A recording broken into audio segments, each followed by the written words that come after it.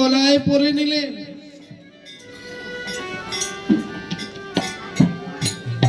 উদ্ধব মনে মনে ভাবে, কৃষ্ণ বৃন্দাবনবাসী তোমায় এই ভালোবাসে, তোমার জন্য মালা গেতে সেই মালা তোমাকে না দিয়ে তারা নিজের গলায় পরেছে।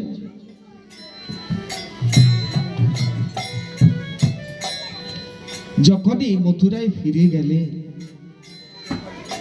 উদ্ধব গিয়ে দেখে সিংহাসনে কৃষ্ণ বসে আছে, কিন্তু তার গলায় না ওই মালাটাই দুলছে, যেই মালাটা সখী তার গলায় পড়েছিল।